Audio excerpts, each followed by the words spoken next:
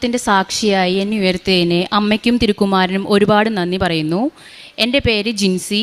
ഞാൻ ഡെൻറ്റിസ്റ്റാണ് by profession. ഇതെൻ്റെ അമ്മ കൊച്ചു ത്രേസ്യ. ഞാൻ ഓസ്ട്രേലിയയിലാണ് ഇപ്പോൾ താമസിക്കുന്നത്. ഞാൻ 2016 രജിസ്ട്രേഷൻ കംപ്ലീറ്റ് ചെയ്തുള്ള ഒരാളാണ്. BDS ഞാൻ ഇവിടെ കംപ്ലീറ്റ് ചെയ്തതാണ്. ആഫ്റ്റർ മാരേജ് 2017 ഞാൻ ഓസ്ട്രേലിയയിലേക്ക് മൈഗ്രേറ്റ് ചെയ്തു. അപ്പോൾ മുതലുള്ള എൻ്റെ ഒരു ആഗ്രഹമാണ് അവിടുത്തെ ഓസ്ട്രേലിയൻ ഡെൻ്റൽ കൗൺസിൽ എക്സാം എന്നുള്ള രജിസ്ട്രേഷൻ എക്സാം പാസ്സാവുക എന്നുള്ളത്. അത് വൺ ഓഫ് ദ ടഫസ്റ്റ് എക്സാമാണ് ഇൻ ദ ഡെൻ്റൽ രജിസ്ട്രേഷൻ ഫീൽഡിലുള്ളത്. ആ എക്സാം നമുക്ക് 3 പ്രോസസ്സാണുള്ളത്. ഫസ്റ്റ് സ്റ്റേജ് ഇനീഷ്യൽ അസസ്മെൻറ്റ് എന്നുള്ള stage, second stage theory and final stage practical എക്സാമാണ്. 2017 മുതൽ ഞാൻ എൻ്റെ ഇനീഷ്യൽ അസസ്മെൻറ്റും തിയറി എക്സാമും ഞാൻ ക്ലിയർ ചെയ്തു. അങ്ങനെ 2018 മുതൽ ഞാൻ പ്രാക്ടിക്കൽ എക്സാം ഞാൻ സ്റ്റാർട്ട് ചെയ്തു. പക്ഷെ പല കാരണങ്ങളാൽ ഞാൻ ഫെയിൽ ആവുകയാണ് ചെയ്തത്. ഈ എക്സാം നമുക്ക് ഭയങ്കര 2 days ഉള്ള എക്സാമാണ്. 1 day കംപ്ലീറ്റ് 6 hours ടെക്നിക്കൽ ടാസ്കും സെക്കൻഡ് ഡേ ഓസ്കി എന്ന് പറയുന്ന ഒരു ടാസ്കുമാണ് നമുക്കുള്ളത്.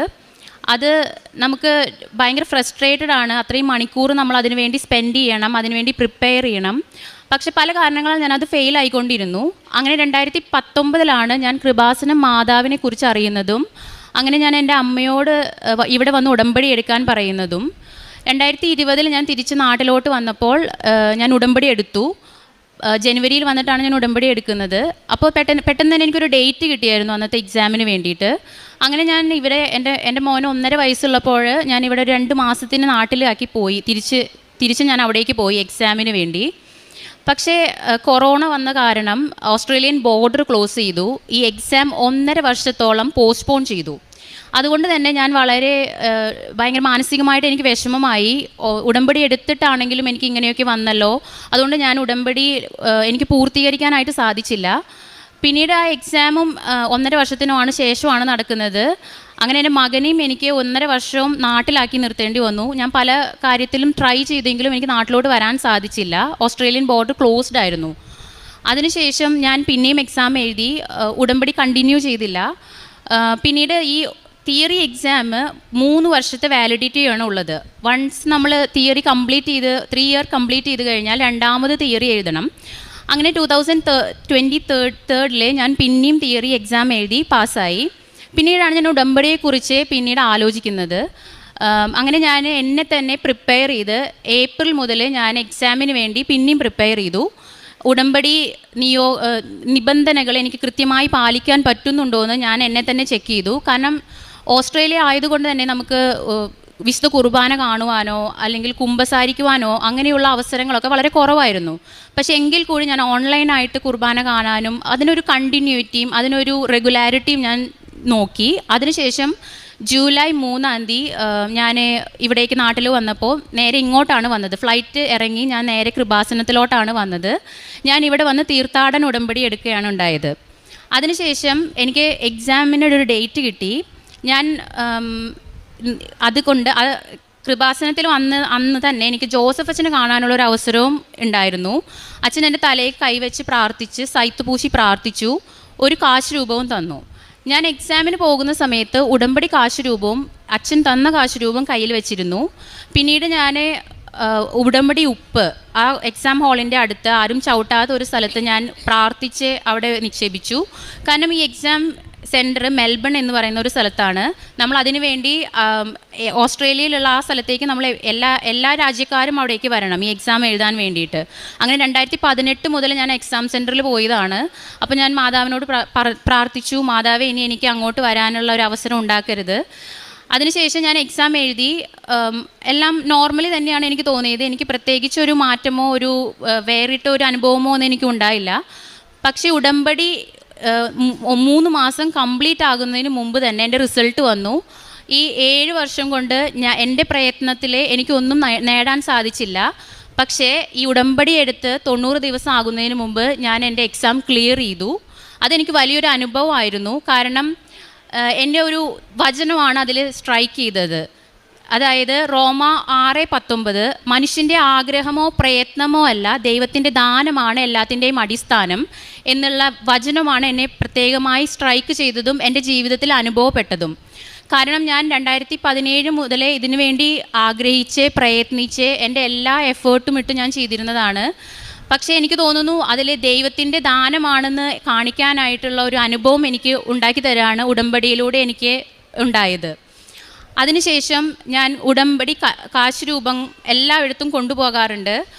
അതുപോലെ തന്നെ കാരുണ്യ പ്രവർത്തികളായിട്ട് ഞാൻ എല്ലാ പ്രാവശ്യവും എല്ലാ മാസവും നമ്മൾ ഒരു നിശ്ചിത എമൗണ്ട് നാട്ടിലോട്ട് അയക്കുകയാണ് ചെയ്യുന്നത്. പക്ഷേ അതിനൊരു റെഗുലറായിട്ട് നമ്മളത് ചെയ്യാൻ തുടങ്ങി. പിന്നീട് പ്രാർത്ഥനകളിലാണെങ്കിലും ബൈബിൾ റീഡിങ്ങിലാണെങ്കിലും അതുപോലെ ഓൺലൈൻ കുർബാനയാണെങ്കിലും അങ്ങനെ ഒരു റെഗുലാരിറ്റിയാണ് എൻ്റെ ആധ്യാത്മിക ജീവിതത്തിലേക്ക് വന്നത്.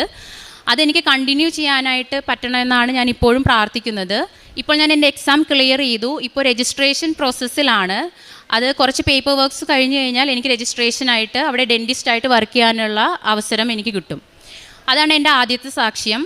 എൻ്റെ അമ്മ ഇതിന് വേണ്ടിയിട്ട് തന്നെയാണ് എനിക്ക് വേണ്ടി ഉടമ്പടി എത്തിയത്. പക്ഷേ ഈ 2018 മുതലുള്ള ഈ ഉടമ്പടി പുതുക്കലിന് ശേഷം അമ്മയ്ക്കും ഇപ്പോഴാണത് നിറവേറിയത്. പിന്നീട് അമ്മയ്ക്ക് കിട്ടിയ കുറച്ച് സാക്ഷ്യങ്ങളെ കുറിച്ചാണ് ഞാൻ പറയുന്നത്. അമ്മ 2020 എവിടെയോ തട്ടി ഇങ്ങനെ വീണ് കഴിഞ്ഞപ്പോൾ കാലിൻ്റെ മേലുള്ളൊരു ഞരമ്പിന് കുറച്ച് ഡാമേജ് ആയി. ഒരു 60% ഡാമേജ് ഉണ്ടായിരുന്നു. പക്ഷേ അമ്മ ഉടമ്പടി തൈലം തേച്ച് പ്രാർത്ഥിച്ചതിന് ഫലമായി ഓപ്പറേഷൻ കൂടാതെ അമ്മയ്ക്ക് നടക്കാനുള്ള ഭാഗ്യം ലഭിച്ചു. അതിന് അമ്മ മാതാവിനോട് ഒരുപാട് നന്ദി പറയുന്നു. പിന്നീട് അമ്മയ്ക്ക് ഈ അൾത്താരയിൽ ഓൺലൈൻ ധ്യാനം കൂടിക്കൊണ്ടിരിക്കുമ്പോൾ ഈ ബൈബിള് എഴുതാനുള്ളൊരു പ്രചോദനം ഉണ്ടാവുകയും അമ്മ സമ്പൂർണ്ണ ബൈബിൾ എഴുതുകയും ചെയ്തു. അങ്ങനെ അത് ഇവിടെ കൊണ്ടുവന്നിട്ടുണ്ടായിരുന്നു. പിന്നീട് ഇപ്പോൾ ഇംഗ്ലീഷ് ബൈബിളാണ് എഴുതിക്കൊണ്ടിരിക്കുന്നത്. അമ്മയ്ക്ക് അത് വലിയൊരു പ്രചോദനമായിരുന്നു ഇവിടെ ഈ ഒരു ഓൺലൈൻ ഈ ഒരു ധ്യാനത്തിൽ കൂടെ ഉണ്ടായത്. ഇത്രയുമാണ് എൻ്റെ അനുഭവങ്ങൾ. ഇത്രയും തന്ന അമ്മയ്ക്കും തിരുക്കുമാരനും 1000 നന്ദി പറയുന്നു. സക്കറിയ പ്രവാചകന്റെ പുസ്തകം 1-ാം അധ്യായം 3-ാം തിരുവചനം. സൈന്യങ്ങളുടെ കർത്താവ് അരുളി ചെയ്യുന്നു, എൻ്റെ സന്നിധിയിലേക്ക് മടങ്ങി വരുവിൻ, അപ്പോൾ ഞാനും നിങ്ങളുടെ അടുത്തേക്ക് മടങ്ങി വരും. ജിൻസി ജോബ് എന്ന ഈ മകളും അമ്മയും പരിശുദ്ധ കൃപാസനം മാതാവിലൂടെ ലഭിച്ച വലിയ അനുഗ്രഹങ്ങളെ ഈ അൾത്താരയിൽ സാക്ഷ്യപ്പെടുത്തുകയാണ്. മകൾ തന്നെ പറയുന്നു, ഏതാണ്ട് കഴിഞ്ഞ 8ഓളം വർഷത്തിലേറെയായി മകൾ ഓസ്ട്രേലിയയിൽ ഒരു സ്ഥിരമായ ഡോക്ടറിൻ്റെ പ്രൊഫഷനിൽ തന്നെ തുടരുന്നതിന് വലിയ ആഗ്രഹത്തോടു കൂടി അധ്വാനിക്കുകയും പ്രാർത്ഥിക്കുകയുമായിരുന്നു. ആദ്യം ഉടമ്പടി എടുത്തു. പരീക്ഷകൾ നീട്ടിവെച്ചപ്പോൾ സ്വാഭാവികമായും ഉടമ്പടി ജീവിതം നീട്ടിവെച്ചു. അതിൽ അലസത വന്നു. അതിടയ്ക്ക് അങ്ങനെ ഉപേക്ഷിച്ചു. എന്നാൽ വീണ്ടും പരീക്ഷയോട് അടുത്തെത്തുമ്പോൾ മകൾ ഉടമ്പടി ജീവിതത്തിലേക്ക് മടങ്ങി വരികയും ഇവിടെ വന്ന തീർത്ഥാടക ഉടമ്പടി എടുക്കുകയും ജോസഫച്ചൻ്റെ കയ്യൊപ്പ് പ്രാർത്ഥനയിലൂടെയും സൈത്ത് പൂശിക്കൊണ്ട് അഭിഷേക തൈലത്തിൻ്റെ പ്രാർത്ഥനയിലൂടെയും കൂടുതൽ ആത്മധൈര്യത്തോടുകൂടി ആ പഠന പ്രവർത്തനങ്ങളിലേക്ക് മടങ്ങുകയാണ്.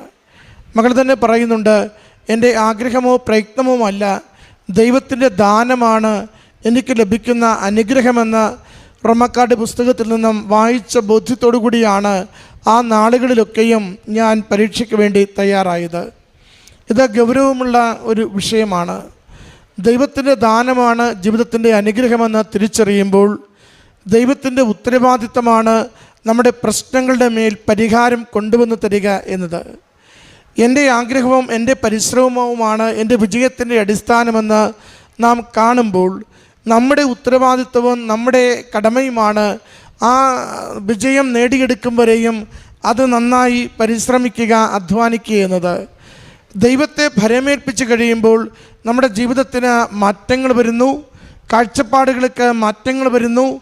ദൈവം പ്രവർത്തിക്കുവാനുള്ള വിധത്തിൽ നമ്മുടെ ജീവിതത്തെ ക്രമീകരിക്കുവാനുള്ള സന്നദ്ധത നമ്മുടെ ജീവിതത്തിന് തെളിയുകയും ചെയ്യുന്നു. മകളത് തൻ്റെ സാക്ഷ്യത്തിൽ സുന്ദരമായി സാക്ഷ്യപ്പെടുത്തുന്നുണ്ട്. എൻ്റെ ജീവിതത്തെ അല്പം കൂടി അമ്മ മാതാവിലൂടെ ഈശോയ്ക്ക് സമർപ്പിക്കുമ്പോൾ ഞാൻ മെൽബണിലേക്ക് പോകുമ്പോൾ ഇനി വീണ്ടും ഇവിടെ വന്ന് പരീക്ഷ എഴുതരുതേ എന്നൊരു പ്രാർത്ഥനയാണ് സമർപ്പിച്ചത്.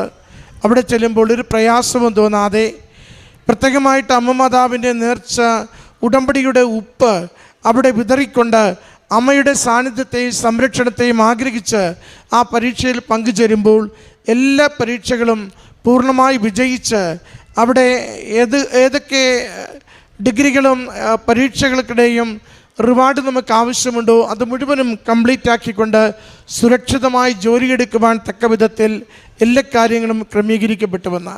അതിനോടൊപ്പം മകൾ പറയുന്നുണ്ട്, അമ്മയ്ക്കുണ്ടായ പ്രത്യേകമായ പ്രചോദനം അത് ഒട്ടും ചെറുതല്ലെന്ന് നമുക്കറിയാം.